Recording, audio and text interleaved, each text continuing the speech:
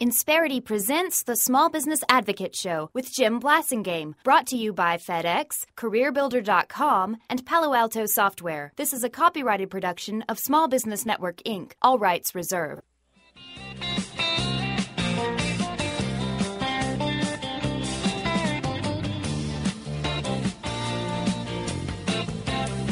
Welcome back, 23 after the hour. Thank you very much for joining me. Thanks for hanging out with me. My pleasure to continue to be with you.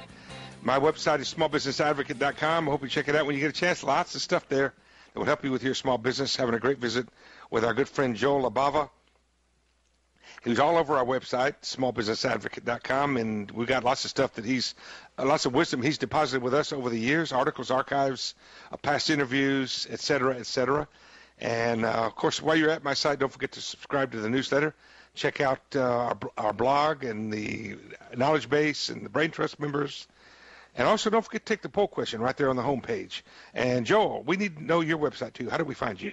I was just going to tell you, you can see my red power tie from my Fox Business interview yesterday if you go to www.thefranchisekingblog.com. All right. Franchise King, you put the "the" in front of it? Yeah, thefranchisekingblog.com. So check that out. You were on Fox Business yesterday. Congratulations. Yeah. I was on their .com talking about, hey, franchise trends for 2011. Yeah. Well, what are the trends? The trends are the stuff that you and I are talking about. Yeah. How can franchisors be different, and how can they help their franchisees be more successful? Is there have franchises, franchising, the average person who's thinking about getting into a franchise right now, who might be thinking about that, I think a lot of times they're shocked at how much they cost. They're shocked at how much they cost, and you know what, Jim? They're also shocked when they find out that, that first year, they might not be drawing a paycheck. Yeah. That's a wake-up call. And they've got to be able to fund that. I mean, that's part of the capitalization of the business, That's right. Isn't it? That's right. They have to have some, you know what?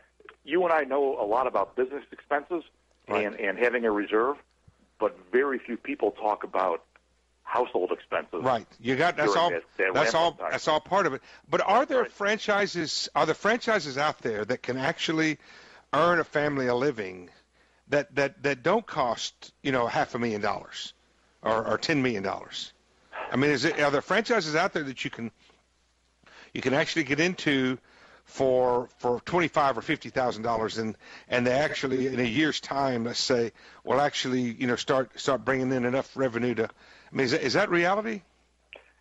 Not really. I mean, the least expensive legitimate franchises are in that $70,000 or $80,000 range total, which is maybe a consulting business-to-business type of franchise. Oh yeah.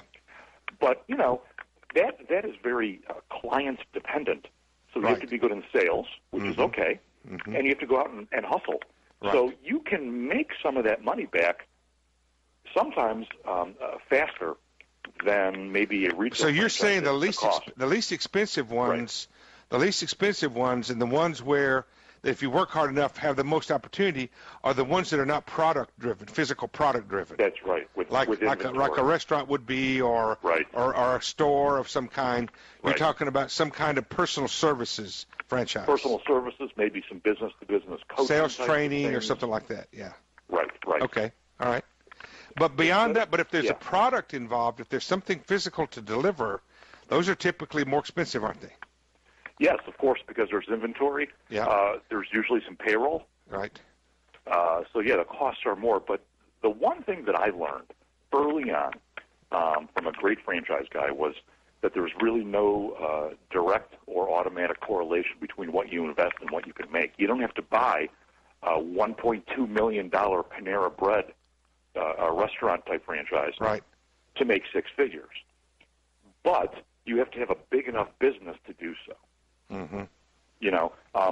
Can you make six figures in a consulting franchise? Yes, you can. But it's probably not going to be in the first year. No, it might take 5 years, might take more. Right. And it depends on where you are. Sometimes one can get lucky. Yeah. But in general, that first year is tough. But that's part of the psyche that has to change from employee to employer or self-employed. It's it's a big change. Well, here's the thing: if you can just manage your dollars and cents in a as you said, a Panera Bread. If you got a good location and you just basically don't do anything stupid, you can probably do okay. But if you're in one of those personal services businesses, that a lot of that depends on your ability to come across, to work with people. Whereas people who buy your bread may not be, they're going to see your employees more than they're going to see you a lot of times. That's right. So you have a little less control. Yeah. But sometimes you have bigger potential if you can turn it into a multi-unit operation. In general, let's say we're not talking about a personal services firm. We're talking about something that's a storefront. Okay.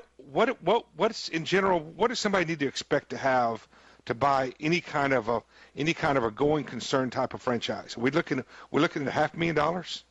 Not necessarily. I would say $80,000 to $100,000 of their own money. Okay. And the ability to probably leverage another $200,000. But that's where we come back to the bank situation. Right. Yeah. But the total ticket's going to be at least $250,000. Yeah, $250,000, $300,000, absolutely, for something pretty substantial. Yeah, yeah. And so tell us where we can find where those are. Give us a website. Give us a website where we can find a list of some of those things.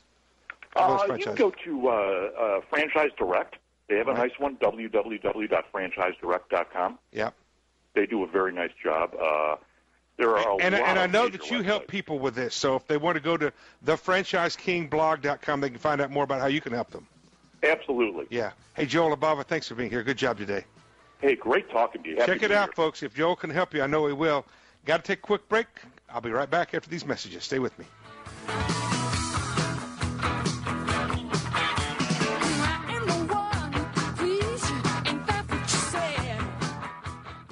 Insperity presents the Small Business Advocate Show with Jim Blasingame, brought to you by FedEx, CareerBuilder.com, and Palo Alto Software. This is a copyrighted production of Small Business Network, Inc., intended for the private use of our audience. Except as otherwise provided by copyright law, all other copying, redistribution, or publication without prior written consent is prohibited. All rights reserved. Prohibited. All rights reserved. Prohibited.